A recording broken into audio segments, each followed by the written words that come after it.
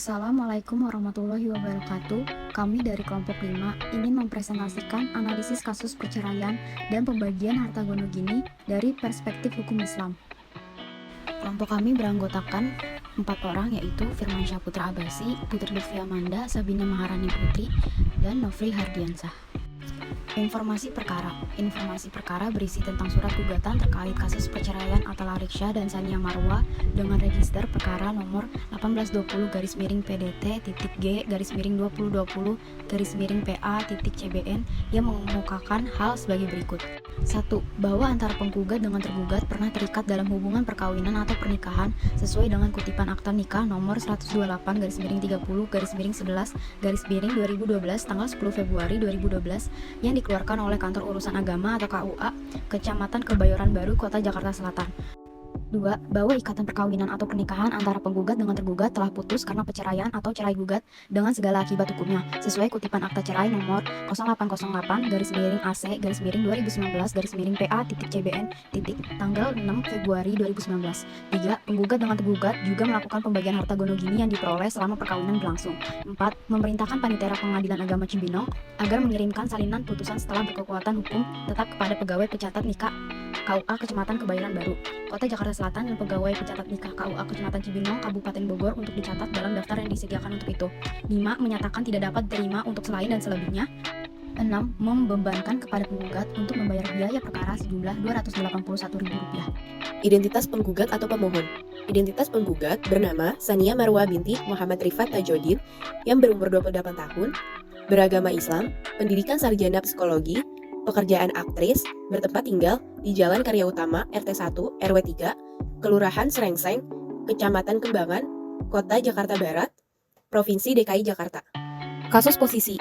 Kasus posisi merupakan urutan peristiwa terkait kasus perceraian Atal Ariksya dan Sania Marwa yang mengemukakan hal-hal sebagai berikut. Yang pertama, Sania Marwa pergi dari rumah pada tanggal 27 Februari 2017 dengan membawa anak-anak dan barang-barangnya ke rumah orang tuanya di Jakarta dengan alasan yang tidak jelas. Lalu yang kedua, Atal Ariksya usai pulang syuting kaget bahwa Sania Marwa belum pulang. Atal Arik berusaha menghalangi kepergian Sania Marwa dari rumah. Namun karena persiapan Sania Marwa pergi sudah siap, Atal Arik menyetujuinya dengan berat hati serta guna menghindari pertengkaran. Yang ketiga, pada tanggal 1 Maret 2017, Atal Ariksya datang ke rumah mertuanya untuk mengajak Sania Marwa beserta anak-anaknya pulang ke rumah. Namun di tengah jalan, Sania Marwa tidak ingin diajak pulang, sementara anak-anak mereka berada di mobil lain, sehingga anak-anak dibawa pulang ke rumah. Yang keempat, sejak tanggal 1 Maret 2017, anak-anak sudah di rumah bersama Atal Ariksya. Yang kelima, gugatan cerai diterima Atal Ariksya pada tanggal 25 Maret 2017. Yang keenam, tanggal 31 Maret 2017, Sania Marwa meminta barang-barangnya seperti alat make up, tas, pakaian, dan sebagainya untuk diambil dari rumahnya. Yang ketujuh, dari tanggal 25 Maret 2017 sampai dengan 2 April 2017, Atal Ariksya dan Sania Marwa masih intens dalam berkomunikasi. Dan yang terakhir, tanggal 4 April 2017, jadwal sidang perdana perceraian Atal Ariksya dan Sania Marwa digelar. Pihak yang terlibat. Ada beberapa pihak yang terlibat, yaitu antara lain. Yang pertama, para pihak istri atau penggugat Sania Marwa, kemudian suami atau tergugat Atal Ariksya, kemudian penasihat hukum. Penasihat hukum Sania, yang pertama Muhammad Herdian Saksono Z SHMM, kemudian Suyadi SHMH, kemudian Andi Window Wahidin SHMH, dan Afriyadi Putra SH. Kemudian penasihat hukum Atal Ariksya, yang pertama MS Murisyad Ira SH, kemudian Mirza N Alamsa SH, kemudian Prof Sanjah Halatta SH.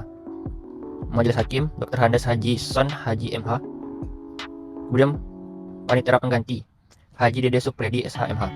Harta dalam perkawinan. Pasal 35 UUP tentang harta perkawinan mengatur bahwa harta yang diperoleh selama perkawinan adalah harta bersama.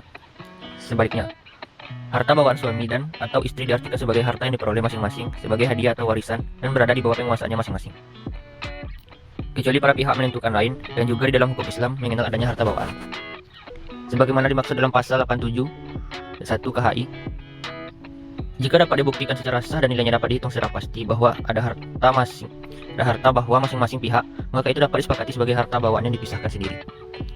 Maka dari itu, di dalam kasus Atal Ariksya dan Sania Marwa terkait harta gono gini, Majelis Hakim Pengadilan Agama Cibinong pada 31 Maret 2021 menjatuhkan putusan bahwa harta bersama Atal Ariksya dan Sania Marwa adalah sebuah mobil mewah dan satu set meja.